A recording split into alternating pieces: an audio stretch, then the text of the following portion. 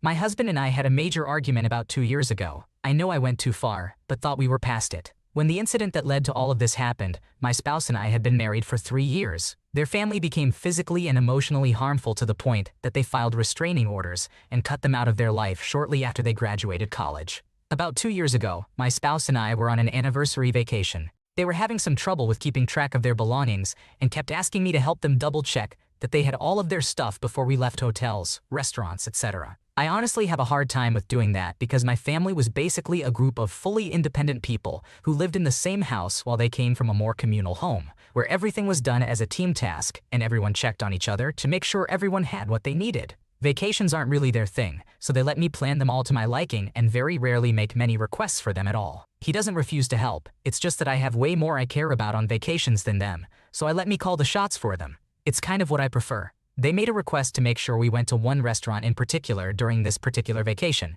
which was to a town I had been to many times before. I hadn't checked to make sure said restaurant would be open on the day that I had planned to go there, and sure enough, we pulled up to find out it was closed. They got pretty upset with me because they couldn't believe I hadn't done my due diligence to ensure we did the only thing I asked for on this entire trip. They started to tell me that when they and their family used to plan trips, they'd call and check hours of desired places. Between their insistence that they wished I could operate more communally like their family did, and getting so mad about this restaurant, I had gotten fed up with being compared to others and snapped at them. Do you want to go back to your family if you hate the way I do things so much? They were stunned silent, got up and walked out of the car and down the road from our hotel until I finally called them around 30 minutes later. In the moment that I said that, I wasn't thinking about the context in which they had moved on from their family or anything like that. I was only trying to make the point that they could find people whose ways they preferred if they didn't like my ways. Yes, I fully realize that I went way too far with that comment, regardless of what my intent was. In the 2 years since, I have never felt the same warmth from them ever again. They have continued to remain dutiful as a spouse and mostly treat me the same,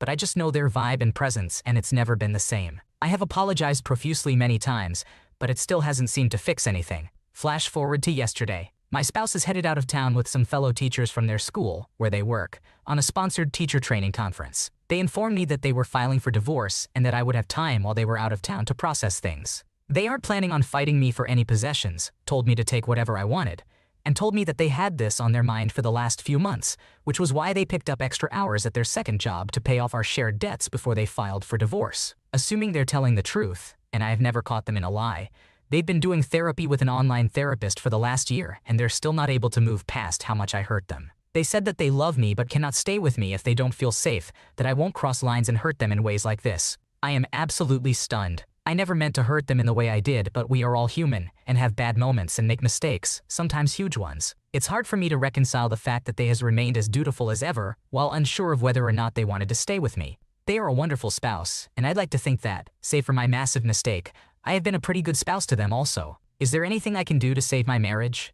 Too long didn't read. I went too far in an argument with my spouse 2 years ago. They want to divorce. Do I have any hope of saving my marriage? I think a lot of other things are at play he may not be sharing with you. Someday those will need to be addressed if you can turn this around. A lot of children from crazy pasts end up in that same boat. Your husband was walking a dangerous road without realizing it. He brought up his past. He opened a door and you took a bad step through it. However, to him, you took all the good from his past and declared it as bad.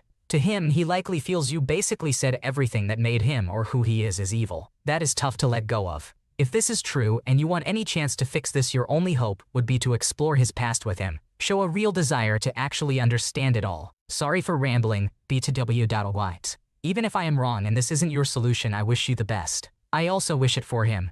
I can't stop hating my ex who's trying to be in my life again. I am a 25-year-old male. Throwaway because all my friends follow my main. My ex, 25 years old, and I were together for just under 3 years, ages 16-18. It was about 2 months into our relationship, and she let me know she was a virgin, that she wasn't waiting for marriage, but wanted it to be special. I had no problem with this. She would talk about how she wanted her first time, always changing parts. During this time, she loved making out, but always left me high and dry. On our 1-year anniversary, still not right yet. 2-year anniversary, she still wanted to make sure it's perfect. Time to leave for college? Nope, if we do long distance, it'll end badly, so let's split up for now. But don't worry because I only want to have sex with you. I'm going there to get my degree and as you know, I can control myself. I haven't waited for the right moment all this time to throw it away now. She said it was time to move on, her words. Well, I'm sure you can guess not even a month into her being away at school. She asked me to come visit her. Yep, threw it away in every sense of the words. Seen the guy, big downgrade. No alcohol, no coercion, didn't even know the guy that well. They were all partying. This guy spent the night hitting on her, so she went back to his dorm room. Apparently the perfect moment was this guy spasming on top of her awkwardly for 5 minutes next to his dirty boxers, with people being loud in the hallway. I was upset. She regretted it but just went with it in the heat of the moment. This girl wasted 3 years of my life, frustrating me beyond belief. Years I'll never get back just to literally throw away something she prized so highly. I get we were separated, I get she can do whatever she wants, but I also know I'm allowed to feel anyhow I want about this. I gave her a look of absolute disgust, and managed to leave without blowing up at her. I didn't block her, read every message, but never once responded. The next month I was spammed with apologies and how much she regrets her stupidity. I didn't respond, just thinking about saying anything to her made me sick. I boxed up everything she gave me, every photo, anything that even reminded me of her, and threw it in the attic. Actually, she robbed me of more than 3 years because it took a long while to get close to or trust a woman after that. This of course got around through our friends and everyone else. You hear Sarah, fake name, finally lost her virginity. Wow, she finally stopped torturing. My name? Nope, some random at college. Everyone knew thanks to her girlfriends. I moved on but will never be over it. She literally played games with me for 3 years when it should have been the most carefree fun time of my school years. On to the problem, because guess who's back and wants to act like nothing ever happened? I hadn't thought about her in a while and she just walks in the bar with one of my female friends. Venom from the past instantly hit me like a truck, not just because of her BS but all the jokes at my expense about how a random college loser thanked me for the 3 years of me getting things ready and made it perfect for him. She stupidly walked up to me and asked for a hug from an old friend. I walked past her into the bar and grabbed another drink. This awkward BS lasted about a month. It's so funny how important closure is to the person who wronged you. She finally ambushed me outside my apartment and said she'd keep showing up until I talked to her. I gave in and she didn't say one word she hadn't texted 50 times. When she was done, she told me to say anything, yell at her, just quit ignoring her. I let her have it. I told her exactly what I thought about her and how glad I am that her stupid decision is the worst mistake she ever made and still haunts her. I let her know it was her choice to sleep with, or not sleep with whoever she wanted. But I also have the right to feel anyhow I wanted to about it. I told her to move on and find new friends because I will never forgive her, and her repeated attempts to get me to forgive her was just making it awkward for everyone around me. Now for the best part. She let me know she'd be willing to have sex with me as many times as it took to forgive her, even if I don't want her back. That's right, if it were up to her, we'd get back together. Call me an idiot because I don't know if I asked to hurt her or myself, but I asked how many others have there been since her one-nighter, 5-meter. She didn't like that question at all. She said she was in a dark place after I wouldn't respond, so she thought it'd be a good way to handle me not forgiving her by finding comfort in other men's pants. She ended up letting 15 other guys use her for sex before she finally figured out that most of them didn't remember her name because they didn't bother to learn it in the first place. I'll admit there was a sadistic side of me that wanted to do it. Either make it the best she ever had, show her all the love and emotion other guys never did, then tell her it was a parting gift to let her know exactly what she threw away, or to just coldly use her until I get tired of loathing her as she won't go away. I ended up telling her that she makes me sick. She begged me to not throw it all away over the 5 worst minutes of her life. She figured enough I'm sorry sex would make me forget the past. I figure I lose no matter what because she's not going away, and eventually her being sad will win our friends over to her side, saying, I need to get over it. I forgive her for torturing me for 3 years. I use her for sex, and when I don't take her back, she gets to play the victim. Or I take her back and enjoy their sloppy 17ths. I've been with other women and those women weren't virgins obviously, but when it comes to Sarah it bugs me. I'm honestly at a loss at this point. Any perspective would be helpful. It's time to focus on yourself and move forward. Ignore the drama and find happiness elsewhere. Don't let her manipulate you or drag you down. Keep your distance and surround yourself with people who respect you. Be careful and think with your head, not your heart, to avoid potential traps. It's better to walk away and leave the drama behind. Am I the antagonist for demanding back our apartment keys, even though my BFS parents didn't overstep boundaries? Again? Last year I, 24 years old female, moved in together with my boyfriend Alex, 27 years old male. I moved to his city because it was more convenient with work for the both of us. His parents live a few minutes away from us. They and I don't really get along.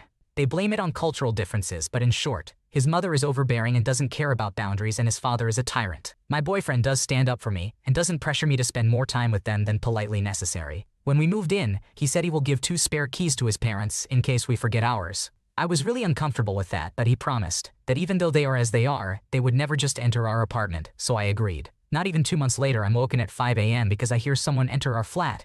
I'm terrified and wake Alex, who only seems annoyed when he gets out of bed. I hear screaming, and suddenly the door to our bedroom swings open and his dad starts yelling at me that he called one of Alex's coworkers, who said Alex is sick, and as a good woman it's my responsibility to make him go anyways. I was in shock, covering my bare chest, when Alex finally managed to drag him out the flat. Scared, disrespected and violated did not even begin to describe what I was feeling, and Alex promised that the first thing he will do the next day is make sure his dad doesn't have access to our flat anymore. It has been a few months without incidents, but yesterday, I found out that even though Alex took his dad's key, he still left one with his mom. I was really upset because he promised to take care his dad would not have access to a key anymore, and that I want that second key back today, but Alex was not understanding. He said it's just inconvenient for us to break open the door if we ever forgot the key, and that I should not be so dramatic since nothing happened the last few months. I told him I don't know that, since someone could have been at the flat when we are not there, and besides that, I gave them the benefit of the doubt. They severely overstepped, and taking the key seems like a natural consequence. He then asked why I'm punishing his mom, and I countered by asking how it's punishing his mom if the key is not hers to begin with. He said that this will create a lot of drama with his family, and that I'm an asshole for demanding he put up with that when there is no reason. I feel like this one incident is reason enough, not to mention that he broke my trust by letting me believe he took both keys. But what do you think? Am I the asshole in this situation?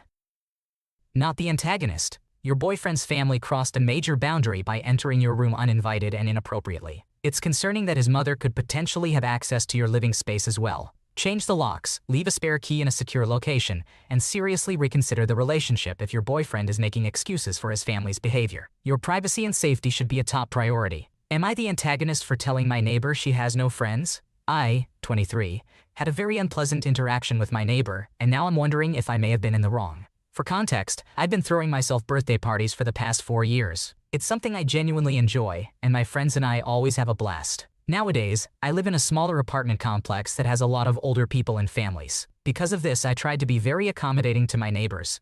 About 2 weeks in advance, I left goodie bags with a note detailing the party date, time, and my contact information, in case we needed to tone down the volume a bit, at the doors of my immediate neighbors. A week later, I was heading to my car when I encountered my downstairs neighbor, female around 50 years old. Let's call her Jane. I gave Jane a wave and a smile. However, from the look on her face, I could tell that this would not be a pleasant interaction for me. She slammed her car door, stalked over to me and shouted, "Excuse me, are you Kendra?" At this point, I was so tempted to say no and walk away, but Mama didn't raise a liar. So I said, "Yes, ma'am." She immediately launched into a tirade about how rude it is to throw a party in our building without inviting everybody, and how excluding her is exclusionary and hurtful. Thinking there was some sort of misunderstanding, I told her that nobody from the building was invited as it was a private event. I then got another lovely rant about how I left the notes at their doors, just to rub it in their faces that I would be having a party. I'm all for respecting my elders, but I have absolutely no patience for entitled people. So after being chastised by a complete stranger who is not my boss, my god or my mother, I was pretty fed up.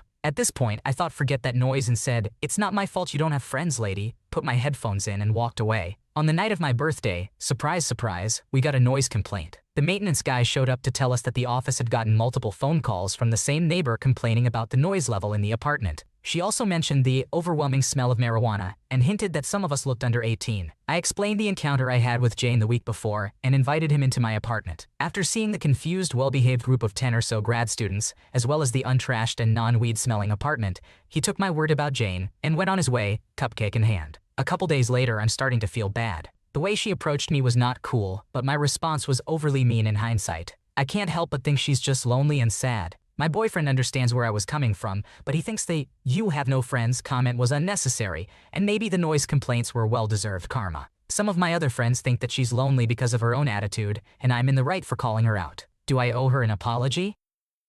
Not the antagonist. Her reaction to your kind gesture was ridiculous, and calling in noise complaints was petty AF. Skip the goodie bags and notes to neighbors in the future. You matched her energy with your response. No need to overthink it. You owe her no kindness. Generational issue perhaps. Some older people think neighbors should invite each other, but it's not necessary. My daughter ended my relationship with my girlfriend. How do I handle this? I am 42 years old, and my fiancé is 35 years old. I lost my wife, Kate, 6 years ago when my daughter, Sally, was 10 years old. I started dating again at the beginning of 2021, when we were all mostly comfortable walking around in public without fear of catching the plague. With my first 2 girlfriends, the relationships never made it long enough for me to feel comfortable introducing them to Sally. I started dating my, now ex-girlfriend, Liz, in November. She met my daughter last month, and as I sort of expected, she wasn't too friendly with Liz. She wasn't flat out rude, but she was definitely cold towards her. Liz never pushed in either way. She tried making small talk about books, music, movies, anything, but my daughter wouldn't give her any more than single-word answers. We knew it would take time for her to get used to the idea of me dating again. I understand that. A couple of weeks ago, Liz came by after work so we could have dinner, and she was excited to show me an old yearbook she found from when she was in high school. We looked at it, made fun of people's hair, etc. There was a picture that had a heart around it, and my daughter asked about it. That was Liz's first boyfriend. You could obviously tell that was drawn on ages ago. 2 days ago, Sally comes to me, telling me she saw Liz cheating on me with some random dude. At no point did I believe my daughter about this. She said she saw her kidding and hugging some guy at the park, and it was just obviously not true. Just the fact she said she saw her at the park was enough to know she was lying. Liz has seasonal allergies. You couldn't pay her to go to a park in spring. I feel like she wasn't even really trying to convince me. Maybe she was just trying to start a fight. I don't know how to explain it.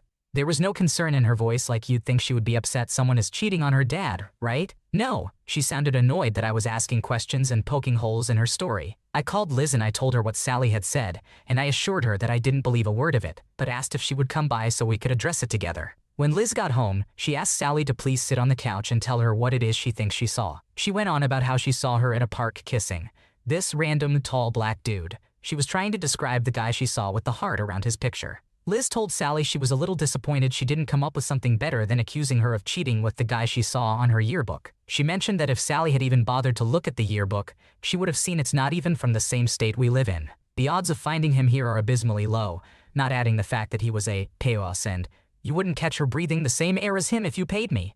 Sally didn't say anything and wouldn't look up from her lap. Liz said she needed a few minutes to think and that she was going to make herself a cup of coffee. She comes back a few minutes later and tells Sally that she understands that she misses her mom and that she is probably thinking that had her mother never died, she, Liz, would have probably never even been a part of our lives. That she never intended to try to replace her in any way, shape, or form. All she ever tried to do was help me out in any way she could, because she was hoping there was a future where all three were at the very least civil. She said that if she was in Kate's position, she would have wanted someone to keep me company, be a partner and a friend, anything but to be alone. She gave the example that if I was ever sick with a bad flu, I could feel comfortable knowing there was another adult I could trust to keep down the fort. Just a fucking friend, really. And then she tells me I am 35 years old. I am way too fucking old to be playing this kind of hine. He said, she said, drama. I really wanted us to work out, but not at the risk of your relationship with your daughter. I tried telling her that we can work this out, but she reminded me that I have known her for less than 1 year. That we had not hit the sunken cost issues yet, and it wasn't worth destroying my relationship with my last piece of Kate. She picked up her purse and keys and left. She won't answer when I call her, and the few times I've texted her, she either leaves me on read or gives me a flat no. When I asked if we could meet to talk about this, I was left fucking speechless. I still can't even look at my daughter. I understand she's struggling, but I feel 16 is old enough to know fucking better. I changed the password to the Wi-Fi. We live in a rural area. Without Wi-Fi, she might as well not even have electricity. What do I do? How do I handle this?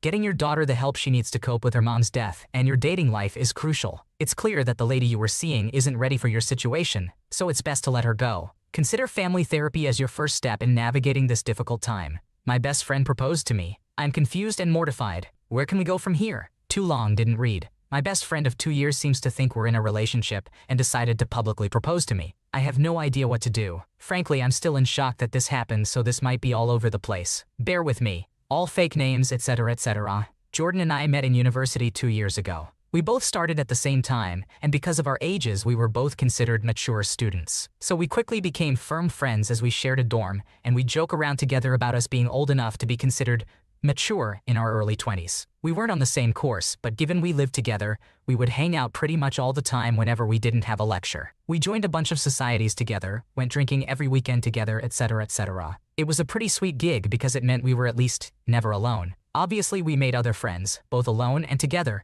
but we were always each other's number one at the end of the day. At the moment, we're on spring holidays for Easter, and while we haven't hung out constantly, we decided to make plans to visit each other's hometowns because we're from very starkly different places. Today, we went to mine. Mine is a big city center. This morning, we went there and were wandering down the streets, doing some sightseeing because he's never been. There's typically a lot of street sellers here, trying to sell you everything from hot dogs to fluffy Pokemon hats. I decided I wanted to get a caricature done. I've never had one, and I thought it would be funny to get and hang over my bed when we got back for term. I asked Jordan if he wanted to get in, and he refused. No worries, so I sat down to get it done. They don't take very long, 5-10-ish minutes, so I stayed looked straight forward at the artist the entire time. He finished the caricature, I loved it, so obviously I turned to show it properly to Jordan. When I turned though, I literally don't even know what to say. He's down on one knee holding up a ring box. I don't even really know what he said, if he did the whole proposal speech thing because I was so confused, I was barely paying attention. Remember again, this is a super busy tourist city, so this has drawn a mini crowd now, coming over to cheer us on. I couldn't help but burst into laughter. To be honest, I thought this was some kind of odd prank type thing. We never have been prankster types or whatever, but I couldn't come up with a reasonable explanation. So I just laughed and laughed and laughed, until I looked at Jordan and he looked genuinely heartbroken. So obviously I asked him something along the lines of, "You're not being serious?" This is the only thing I remember him saying. He shut the box, stood up, shrugged and said, "I guess not anymore," and walked off. This left me standing pretty awkwardly in this gathered crowd of people, a lot of who were giving me dirty looks, which made me incredibly uncomfortable. The plan was to meet back up a hotel that we had booked rooms next door to one another, so I figure that's where he's going and head back that way. But he's not there. So I wait, and he still doesn't return. I text him out of concern. This was at 1:15 p.m. It's currently 6:20 p.m. as I'm writing this, just asking if he's okay. He responds with a long message back, which I would post, because it's an odd read, but I won't out of respect for his privacy, in which he basically accuses me of leading him on, asking why I didn't break up with him sooner, saying I had publicly humiliated him, and that he thought I loved him the same way, and that he felt our relationship was strong enough to consider taking the next step. Now this is completely out of left field. I literally have got no idea where in the world he's got this idea from. The closest we've ever physically been is a hug, hello, and goodbye. I've never even jokingly flirted with him. For exactly this reason, I've had too many friendships collapse because they can't tell the difference between serious interest and joking banter in friendships, so I've been extra careful to not. We've never kissed, never been on a date, never had sex. I do not find him physically attractive, and I wouldn't want to be in a relationship with him. I don't understand where on earth he's got this idea that we are. This isn't something he's ever brought up before this, and I'm genuinely bewildered. He hasn't returned to the hotel yet. I periodically knock to check, and I've been listening out for him walking up the hallway or anything. Nothing. I haven't responded to his long paragraph because honestly, I don't know how to. I'm just so stunned and taken aback that I genuinely have no idea where to go from here or what to do. This kinda happened to me. My male roommate of several years suddenly proposed marriage out of the blue. Turns out he was having a mental break and got psych help. We're still good friends today, but you should alert someone to his mental state, meet in public if necessary, and be cautious in your interactions. This could be a friendship killer, and it's important to prioritize your safety and boundaries. Thanks for watching. When you subscribe, make sure to hit the bell to turn on notifications so you never miss a video. To finish listening to all the stories, check out the playlist in the description.